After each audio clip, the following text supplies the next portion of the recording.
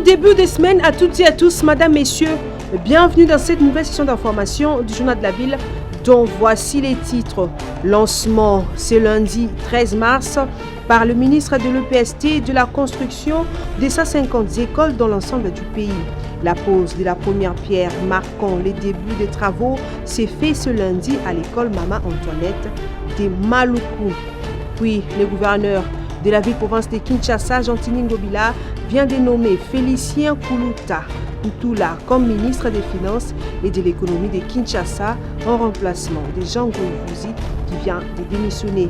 Dans un autre registre, ouverture ce lundi à Kinshasa de l'atelier de promotion de modes alternatifs de règlement des différends en collaboration avec la Commission nationale de l'OADA RDC et ce dans le cadre du programme d'appui à l'intégration régionale et l'investissement en Afrique centrale.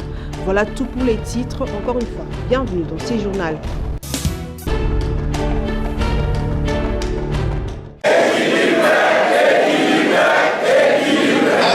L'Action congolaise pour la tolérance et l'égalité acte a un nouveau président national. Il s'agit de Sindani Kandambu Donald, désigné par consensus après concertation entre cofondateurs du parti et c'est à l'issue des travaux du congrès extraordinaire organisé ce dimanche 12 mars 2023 à Kinshasa dans la salle Mediaspol limitée 10e rue.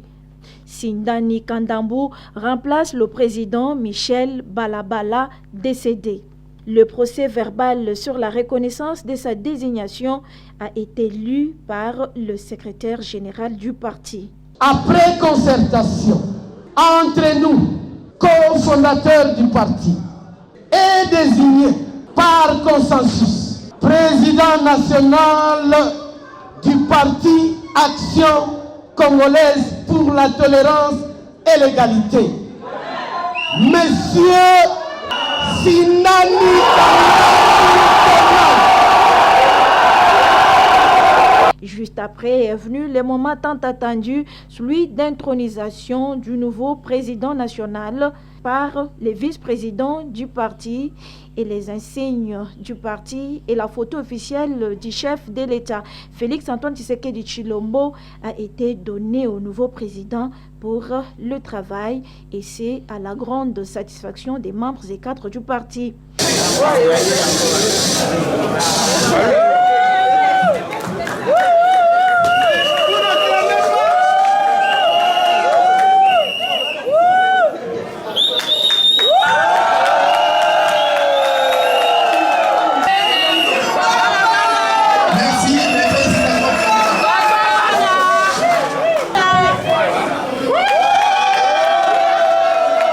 Très heureux, le nouveau président national de l'Acte remercie les membres du parti pour la confiance placée en lui et promet de travailler sans relâche pour la victoire de l'Acte aux élections de 2023. Nous devons poursuivre une lutte que nous avons commencée ensemble avec le professeur Michel Balabala Kassongo pour faire triompher dans ce pays la tolérance et l'égalité des chances pour tous. Et pour cela, pour que notre voix soit entendue, il faudra que lors des élections à venir, nous puissions travailler mieux qu'hier. Acte, paix, amour et patriotisme.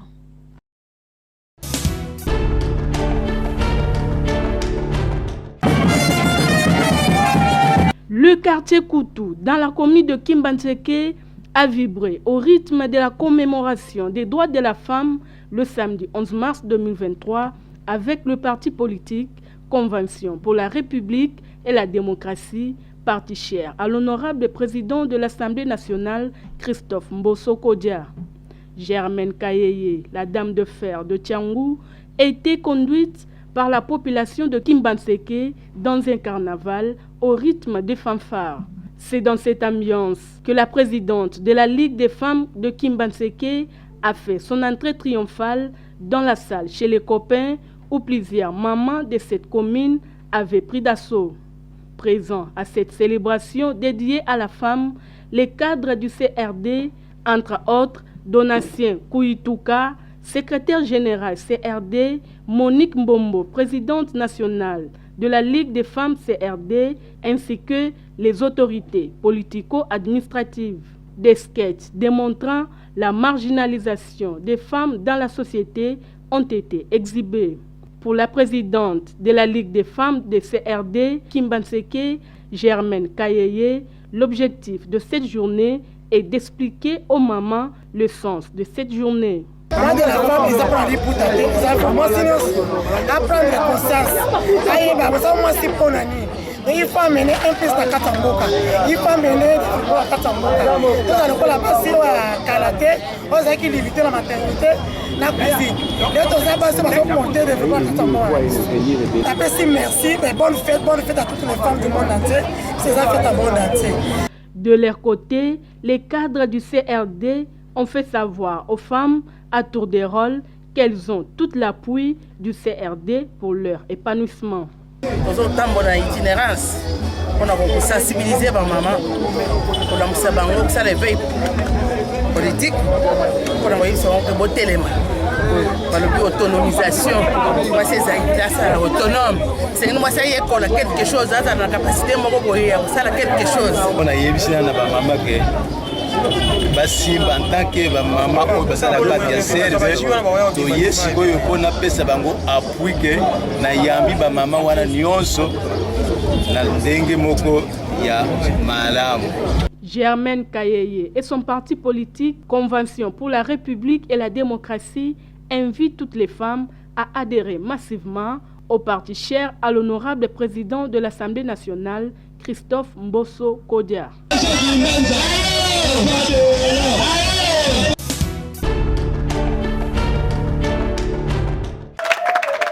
Marie Yagbato Pagno, bourgmestre de la commune de Bumbu, ne cesse de recevoir des hôtes de marque au sein de sa municipalité.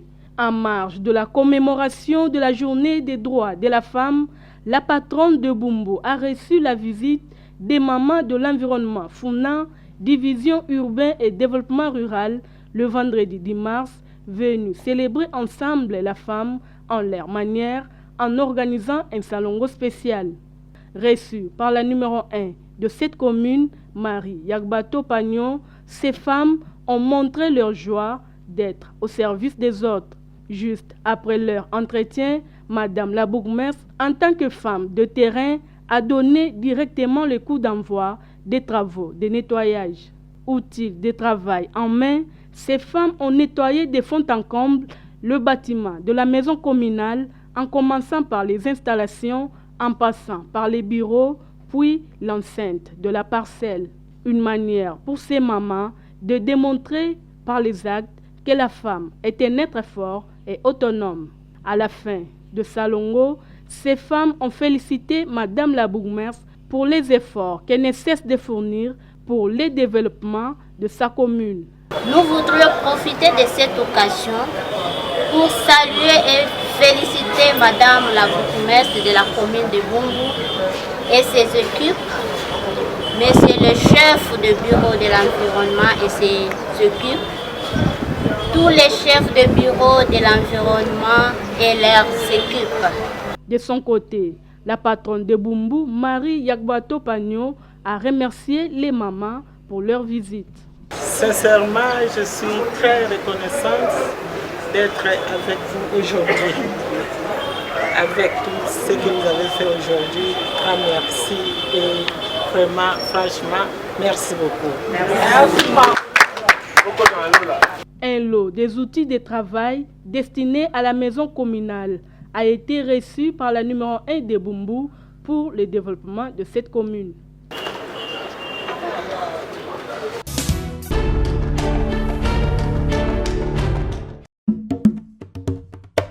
Dans les soucis de promouvoir les activités économiques Made in Congo et pour soutenir la vision du chef de l'État, Félix Antoine Tshisekedi Tshilombo, de faire les jeunes Congolais des millionnaires, le président du mouvement de la jeunesse congolaise, MRJUCO, Maître John Bayantita, accompagné par son président du comité des sages, Georges Chulungu Oema, se trouve au Kenya, Nairobi, depuis ce vendredi 10 mars 2023 pour une rencontre avec les partenaires, les convaincre à venir investir à Kinshasa, capitale de la République démocratique du Congo, ainsi pour promouvoir l'économie congolaise. Un déplacement qui a permis au président du MRJCO, Maître John Mbayantita, de convaincre l'âme du grand investisseur et millionnaire kenyan Mohamed Isaac Abedi de la grande société kenyane Regos Food Industries Limited pour la production d'eau potable au pays. Bientôt, une grande chaîne de production d'eau potable sera installée à Kinshasa et répartie dans plusieurs provinces de la République démocratique du Congo, rassure Maître John Mbayantita, président du mouvement des réveils de la jeunesse congolaise. Ces grands investisseurs viendront également pour la construction des routes et pour d'autres opportunités qui se présenteront en République démocratique du Congo, précise-t-il. Il s'y est de rappeler que cette visite du Kenya à Nairobi par le président du MRJCO et son président du comité des sages rentre dans le cadre du développement de la RDC en suivant la vision du chef de l'État, Félix Antoine Tshisekedi Tshilombo, qui prône la création d'une classe sociale moyenne et des millionnaires congolais. Pour le mouvement des réveils de la jeunesse congolaise, MRJCO, la production d'eau potable ne doit pas rester seule l'apanage des étrangers. Les citoyens congolais doivent aussi vivre. Raison pour laquelle le MRJCO est déterminé à participer activement dans ce secteur d'intérêt national avec la grande société kenyane Regos Food Industries Limited, ainsi pour le développement économique en République démocratique du Congo.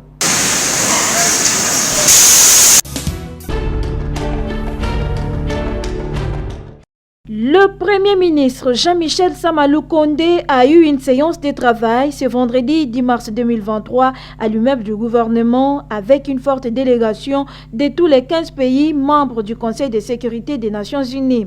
Ces derniers sont venus à Kinshasa pour écouter, palper du doigt et comprendre les réalités de la guerre qui sévit depuis plusieurs décennies dans l'Est de la République démocratique du Congo en vue d'agir dans le sens de trouver des réponses aux causes profondes. Tous les services et tous les membres sectoriels du gouvernement congolais et quelques membres du cabinet du Premier ministre ont également pris part à cette rencontre dont la restitution a été faite par Nicolas Desrivières, représentant permanent de la France au Conseil de sécurité des Nations Unies et co-président de la délégation. Michel Xavier Bianc, représentant du Gabon au Conseil de sécurité des Nations Unies et également co-président de la délégation, ainsi que Christophe Lutundula, vice-premier ministre, ministre des Affaires étrangères. Nicolas Desrivières reconnaît une situation très difficile dans l'est de la RDC avec l'action de groupes armés et dit la détermination des Nations Unies d'aider les pays à y mettre fin. La situation est très difficile, notamment dans l'est avec l'action des groupes armés. On a évoqué avec le Premier ministre cette situation dans l'est. On a dit notre solidarité avec la République démocratique du Congo et la détermination des Nations Unies de l'aider. Nous avons aussi évoqué le rôle de la MONUSCO, comment la MONUSCO peut contribuer de manière encore plus efficace à la réalisation de son mandat et à la sécurisation de la République démocratique du Congo, à la réforme du secteur de la sécurité et à toutes les autres parties de son mandat. Et puis, nous avons évoqué aussi la préparation des élections qui doivent se tenir avant la fin de l'année. De son côté, Christophe Lutundula a martelé sur la nécessité de rénover le partenariat avec les Nations Unies et de muscler le mandat de la MONUSCO en mettant à sa disposition les moyens nécessaires pour ramener la paix et la sécurité dans l'Est de la République démocratique du Congo.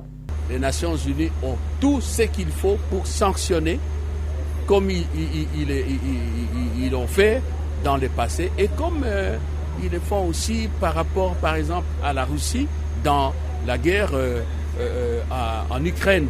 Donc c'est ce que nous leur avons dit. J'espère que nous nous sommes compris et que de cette compréhension, nous allons maintenant avoir un partenariat renouvelé et rénové pour mettre fin à la crise qui sévit dans notre pays.